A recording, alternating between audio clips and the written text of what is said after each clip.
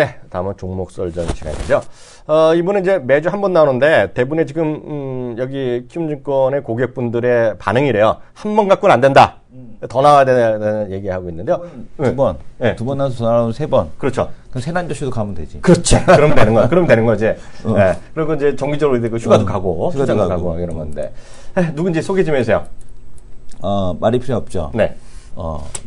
충분히 이제 이학용 의원님 출장 갔을 때, 네. 충분히 이야기 토크를 털었던 네. 우리 김종혁 의원님 모시겠습니다. 네, 의원님 안녕하세요. 네, 안녕하십니까. 김종혁 의원님 하면 따라 나는 말이 고퀄이야, 고퀄. 네, 나는 저퀄. 자기는 중퀄. 나는 저퀄. 나도 저퀄. 저퀄? 나는 원래 저퀄이에요. 자기는 네. 그래도 저기 공대생이잖아. 공대인데, 네. 학교는 책가방이 공부했지. 그런가? 네, 나는 공부 안 했지. 책가방이 열심히 했지. 네. 오늘, 역시 이 얘기부터 좀 안 해볼 수가 없을 것 같습니다. 그리스라든 중국에서 글로벌 시장의 변동성, 이거 오늘도 마찬가지인데요. 그 얘기 좀 먼저 좀 한번 할까요? 네, 중국이 정말 말이 많습니다. 그러니까 뭐 해외 경제 관련 사이트들을 열어보시면 중국 증시 가지고 정말 왈가왈부가 많아요. 네. 뭐 의견도 있고 그와 관련된 뭐 뉴스들도 있고 뉴스는 넘쳐나고요. 뉴스와 관련돼서 이제 여러 가지 투자 그룹들의 의견도 많이 올라오고 있는데 뭐 명쾌하게 정리해보면 딱 한 가지인 것 같습니다. 현재 중국 증시의 가장 큰 문제가 뭐냐? 생각보다 너무 빠른 속도로 떨어지더라라는 거죠. 2007년도에 경제 위기 때보다도 빠른 속도로 떨어지고 있다라는 것이 가장 문제점으로 작용하고 있습니다. 준비된 그림을 보시면 지금 선전 증시도 마찬가지고요. 상하이 증시도 마찬가지고 빨간색으로 표시되고 있는 게 현재고요. 그다음에 이 회색으로 표시되고 있는 건 2007년도의 그 하락분을 날짜를 이제 계산을 해서 그림으로 도식화해 놓은 건데 속도 자체가 비교가 안 된다라는 거죠. 거의 90도 각도로 떨어지고 있지 않습니까? 네. 선전도 마찬가지. 그리고 상해 종합 지수도 마찬가지라는 거죠. 이와 관련된 변동성에 대해서 뭐 여러 가지 얘기가 나오고 있습니다만 가장 뭐 설득력 있게 들리는 건 법 외로, 그러니까 장 외에서 네. 만들어진 이 불법 계좌들, 네. 결국 불법 신용 계좌들이 이 워낙 레버리지가 높았기 때문에 이것들이 주가 하락 과정에서 결국은 중요한 하락의 원인으로 작용을 했다, 이렇게 좀 봐야 될 것 같습니다. 그래서 이런 부분들에 대해서는 뭐 여전히 하락 변동성이 이어질 수밖에 없다라고 봐야 될 것 같고요. 다만 우리가 좀 중요하게 봐야 되는 것은 중국도 그러면 공상은행을 포함한 4대 은행, 그리고 중국의 신호팩을 포함한 대형 국유기업들이 이렇게 버블을 만든 것인가, 아니면 선전증시나 차이넥스트 혹은 뭐 창업한 같은 이런 중소형주들이 지금 거품을 만들어낸 것인가를 고민해 볼 필요가 있을 것 같은데요. 네. 준비된 그림을 보시면 지금 선전A와 상하이 증시의 비율을 봤더니 거의 역대 최고치까지 왔다가 지금 꺾이고 있는 상황이고요. 네. 반대로 차이넥스트 같은 경우에도 거래대금 추이를 보면 이게 과연 거래대금이 정상적으로 증가하고 있는 것인가 싶을 정도로 네. 폭발적으로 쏟았다라는 거죠. 결국은 중국도 버블이 있었고 이 버블은 물론 상해 A 지수에도 충분히 포함되어 있겠습니다만 기본적으로는 선전 A 쪽, 그러니까 IT가 지금 중국의 대세 쪽이긴 한데 실제로 네. 이쪽이 뭐 실적 있는 것도 아니고 산업이 확장된 것도 아닌데 이쪽으로만 자금이 몰리면서 창업한 차이넥스트, 뭐 선전 A 증시 이런 쪽에 급격한 자금 쏠림 현상이 결국은 고평가를 가져왔고 이런 고평가가 결국은 누르고 있고, 그래서 지금 전체적으로 시장이 어려워졌다, 이렇게 좀 봐야 될 것 같은데요. 자, 이런 흐름은 뭐 단기적으로는 더 이어질 수 있다라고 보고 있습니다만 이것이 중국 경제에 영향을 미친다, 중국이 이것 때문에 뭐 큰 영향을 받을 거다, 네. 또 중국의 정부의 부양책은 실패할 거다라고 보는 최근 외신의 시각은 조금 너무 과도한 것이 아닌가 저는 생각을 하고 있습니다. 어떻게 보세요? 그럼 이번에 증시 하락, 그리고 그에 대한 어떤 부양책 효과는 김 의원님 어떻게 개인적으로 보세요? 일단 네. 오늘 어제 나온 자료였죠. 이 하이투자증권의 자료를 보시면 부양책이 별로 성공한 적이 없더라라는 자료가 나와 있습니다. 네. 준비된 그림을 보시면 지금 이제 텍스트로 되어 있는 게 부양책인데 부양책을 써도 뭐 주가가 내려간 경우가 많았다라는 것이고요. 네. 실제로 이제 한 번 정도 부양책으로 인해서 시차를 두고 반등한 적이 있었고 나머지는 주로 반등하기보다는 횡보의 경우가 강했다라는 거죠. 네. 그러니까 4번의 부양책이 있었는데 이 4번의 부양책이 그렇게 크게 영향력을 발휘하지 못했다라고 제시하고 있습니다. 근데 전 좀 시각이 다릅니다. 네. 왜냐하면 중국 정부의 의지가 어떻게 작용했느냐가 더 중요하다라는 거죠. 부양책을 쓰는데 그 부양책의 근거가 예를 들어서 이제 재작년 같은 경우 네. 이천선의 지지를 근간으로 하는 부양책이었다면 이천선만 안 깨면 되는 거였거든요. 그렇죠. 그러니까 그때도 부양책에서 언제 나왔냐면 이천선 깼을 때 부양책 나와서 다시 이천선 위로 올려놓고 또 깨고 내려오면 이천선에서 다시 부양책 나와서 올려놓고 이런 형태로 일정 데드라인을 정해놓고 지켜냈거든요. 네네. 그러니까 그러면 그들의 부양책은 성공한 거죠. 증시 부양책을 써서 증시를 끌어올리겠다라는 그 생각 자체가 뭐 제정신이 아닌 거 아니겠습니까? 그렇죠. 그렇게 끌어올려놓으면 결국은 다시 내려올 수밖에 없기 때문에 네. 이 부양책, 중국의 부양책 자체는 일정 데드라인에서 지키기 전략이 아닌가라고 보고 있고요. 그런 측면에서의 부양책을 생각해 본다면 지금까지 잘 버텨왔다. 네. 또 앞으로도 잘 버틸 수 있다라고 보고 있습니다. 그래서 단기적인 변동성은 이어질 수 있을 때 정부의 부양책이 실패할 것이다? 이건 제가 보기엔 아닌 것 같고요. 여전히 중국은 자본주의 논리로 이해해서는 안 되는 시장이라고 보고 있습니다. 근데 이게 문제가 뭐냐면, 네. 그러니까 이번에 이 증시 부양에 대한 쪽에서 만약에 실패하게 되면, 최근에 나타나고 있는 분석이 이제 뭐냐면, 차이나 겟돈이라는 표현이 나오기 시작을 했거든요.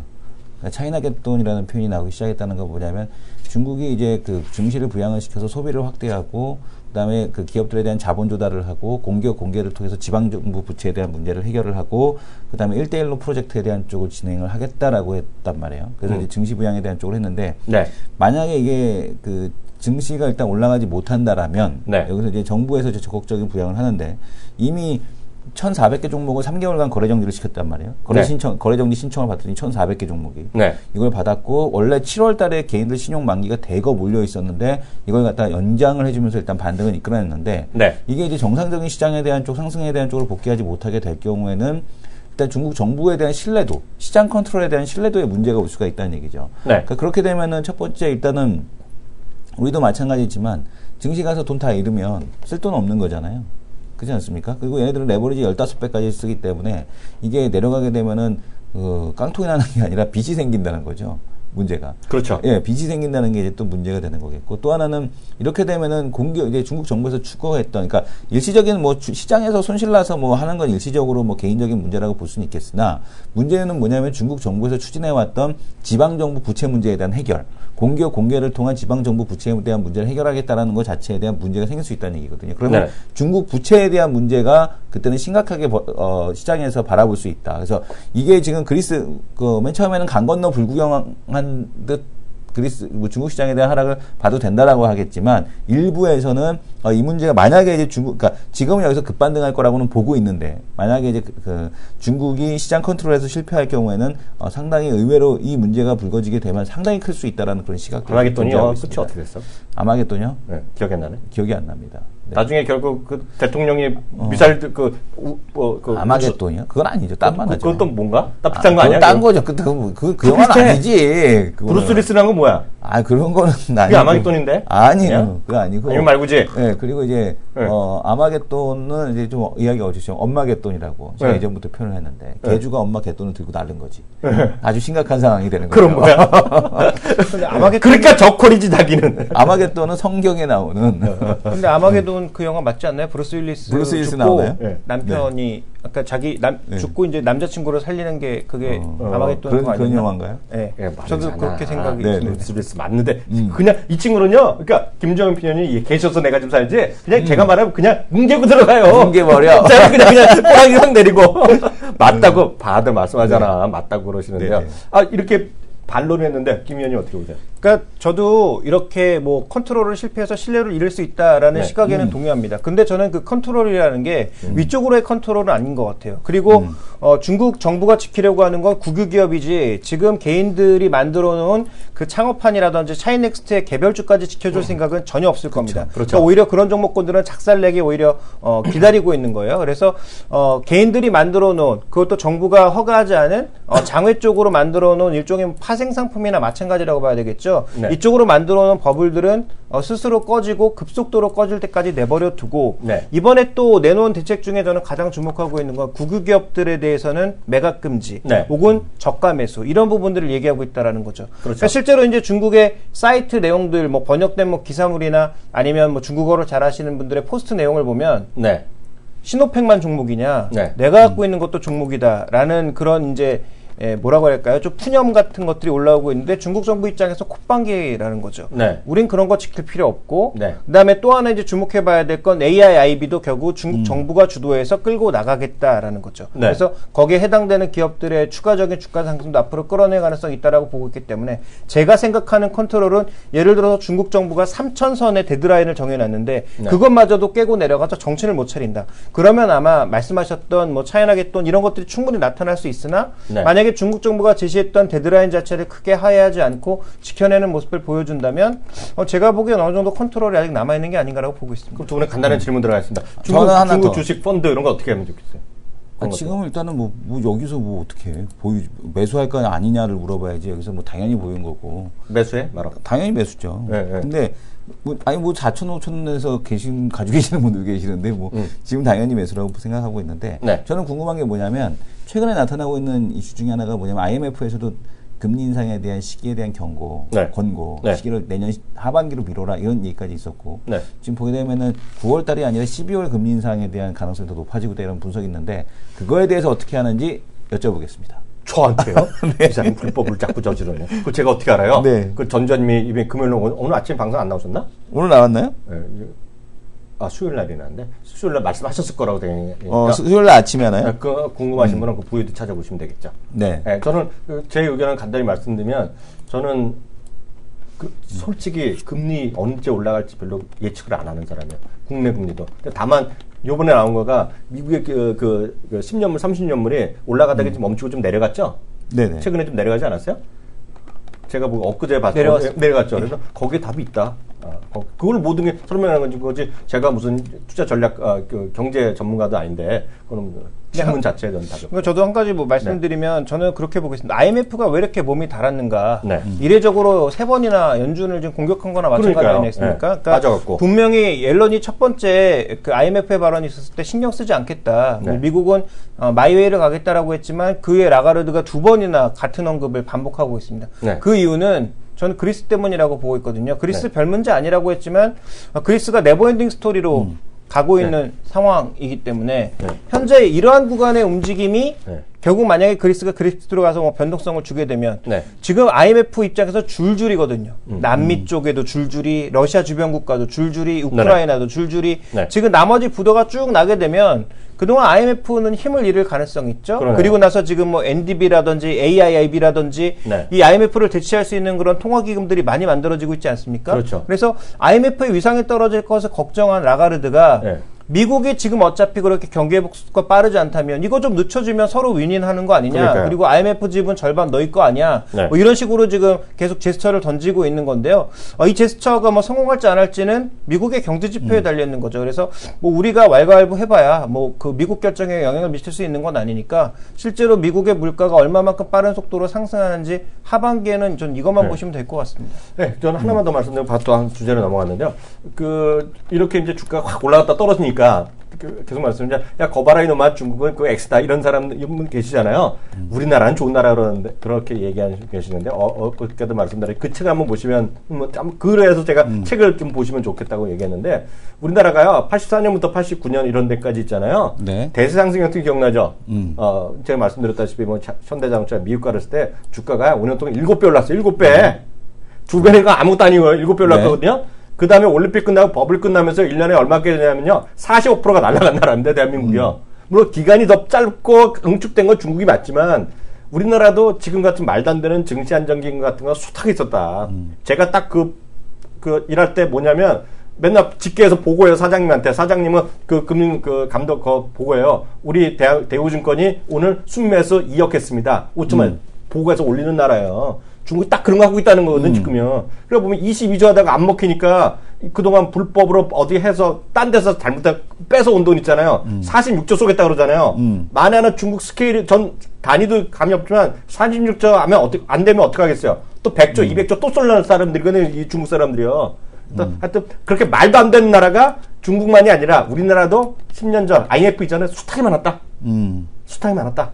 그럼 이제 예. 결론을 말씀드려야 될 것 같은데 네. 결국 뭐 그럼 중국 관련 펀드나 중국 ETF는 어찌해야 되느냐? 네. 뭐 제 결론은 딱 한 가지입니다. 단기적으로 보신다면 이 변동성 피해갈 수 없습니다. 뭐 급등급락 숱하게 나올 거고요. 네. 뭐 최근에도 여러 번 반복됐지만 장중 5% 빠졌다가 종가는 부합. 그러니까. 어저께처럼 뭐 장중 2% 빠졌다가 종가 5% 상승. 뭐 이런 거 빈번하게 발생할 겁니다. 특히 뭐 창업한 쪽이라든지 이런 쪽에 중심으로 두셨던 분들은 네. 앞으로도 변동성을 피해갈 수 없고 오히려 하락할 가능성이 높다라고 보고 있는데.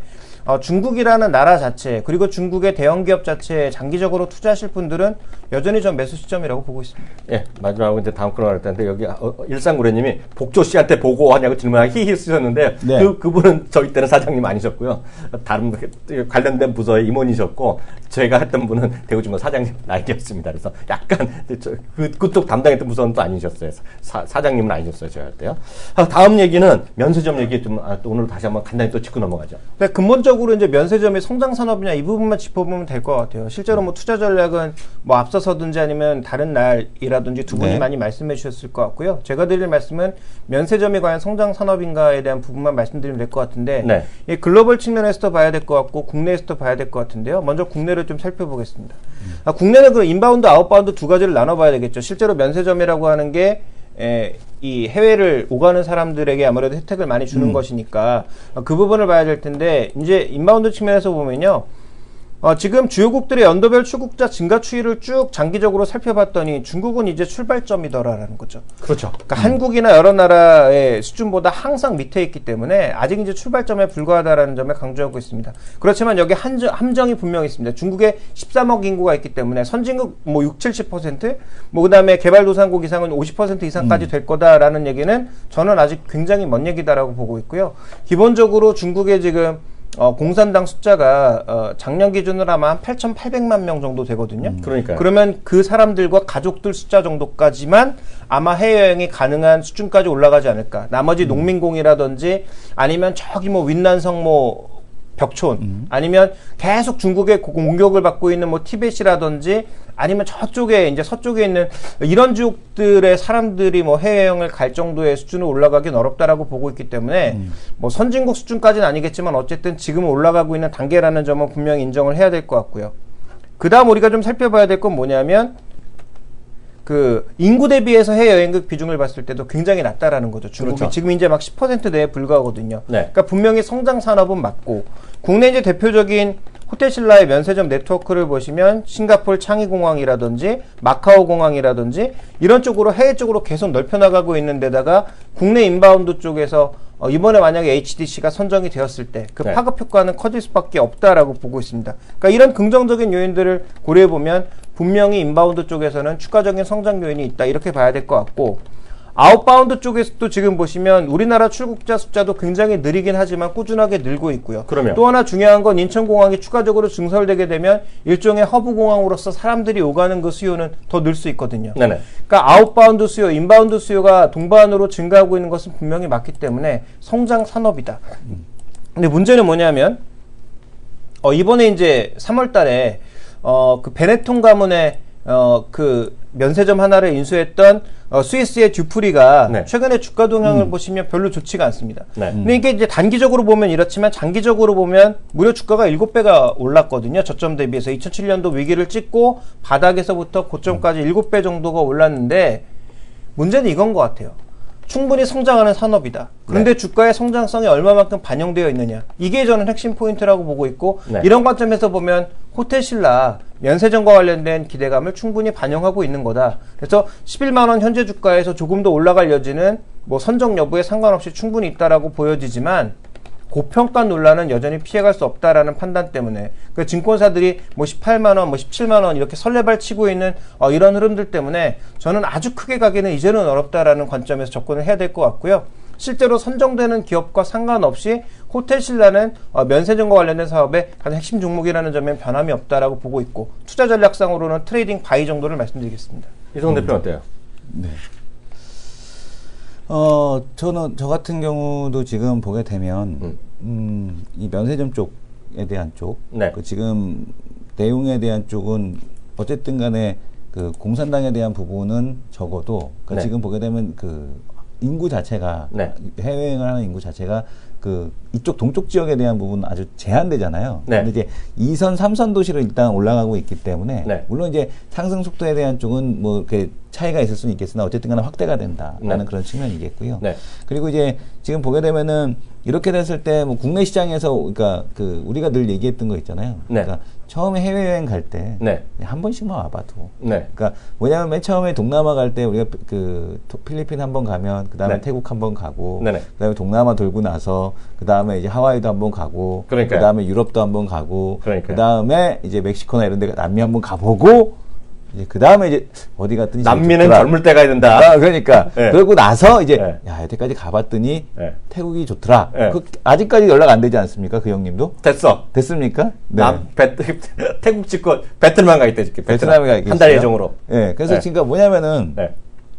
그런 식으로 해서 자기 본인이 갔던 곳에서는 이제 그 다음에 가는 거거든요. 네네. 그러니까 중국 같은 경우도 아직까지도 네. 이게 이제 상당히 더 많이 열려 있는 거는 사실이라고 보고 있고요. 네. 국내 이제 면세점에 대한 쪽들도 마찬가지인데 네. 이 면세점 쪽도 지금 계속해서 이 면세점 확장을 하고 있지 않습니까? 네네. 면세점 확장에 대한 쪽은 그만큼 앞으로도 더 올 것에 대한 쪽을 네. 베팅을 하고 있다라고 보셔도 될 것 같고요. 그리고 이제 요 내용 중에 하나가 뭐냐면 면세점 설치 요건에 대한 쪽을 완화해 주겠다라는 얘기를 하고 있거든요. 네네. 그러니까 지금 오늘 또 발표가 나지만 음. 내년도에 또 신규 사업권이 나올 수 있다. 이런 네. 얘기가 나오고 있습니다. 네, 네. 그러니까 지금 보면은 이제 무역투자진흥회에서 언급이 됐는데 네.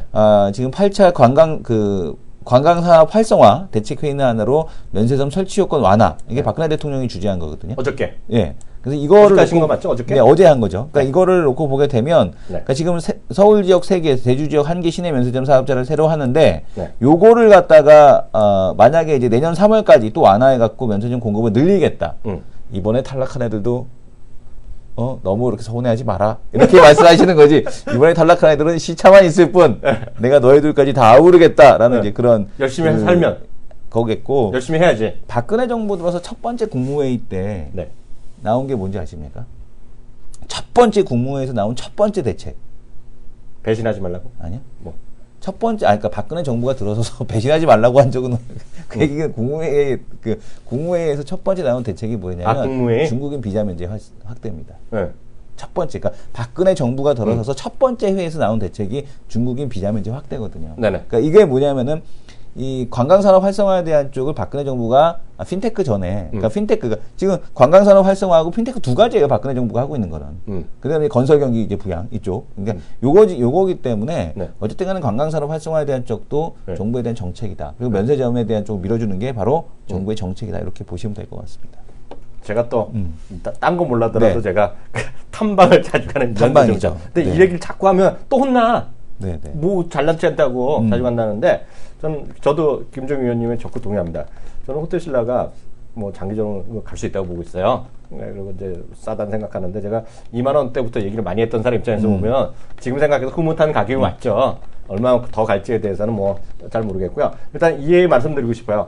그 아까 이제 공항 증설 얘기하셨잖아요. 이제 공항 증설되면 공항에 지금 그 출국장 가보시면 네. 한쪽에 오른쪽에 대한항공이 있고 왼쪽에 이제 제일 왼쪽 끝에 아시아나가 있고요. 중간에 잡다한 애들 많이 있지 않습니까? 네네. 그 터미널 하나 더 생기는 거거든요. 그 터미널 하나 더 생기는 거거든요. 그 많은 사이즈 하나 더 생기는 거예요. 그래서 맨날 하고 있는데 잘 안 되고 있는데 그런 면세점이 그만큼 또 생기는 거예요. 그러니까 그만큼 그 얘기하신 건데요.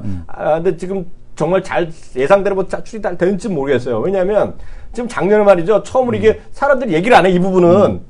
우리나라 대한민국 최고의 전 세계 허브공 인천공 있잖아요. 그거 아세요? 그거 아세요? 작년에 마이너스 성장한 거 아세요?